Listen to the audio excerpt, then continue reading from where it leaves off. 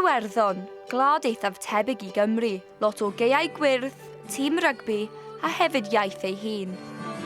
I ddysgu mwy, aeth 27 o bobl ifanc o Gymru I Connemara, rhanbarth yng Ngorllewin Iwerddon.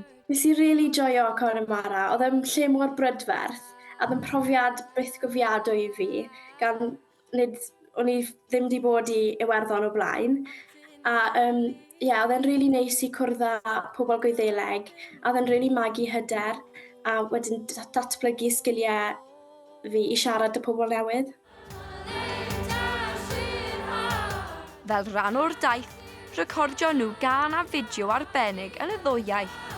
Felly, y can o'n I wedi canu blwyddyn yma oedd Dog Days Are Over gan Florence and the Machine. A wedyn, sut oedd yn gweithio oedd un pennill yn Gaelic a un pennill yn Cymraeg, a wedyn just ailadrodd o fyny. I think they do share a lot of similarities, especially like grammatically when you look at sentence structure. They are quite similar and there's an awful lot of the same sounds. Ac roedd cyfle hefyd i'r criw o Iwerddon ddysgu bach o Gymraeg. Mafwchel is fair. Hoff air Cymraeg fi yw Pop Ti Ping.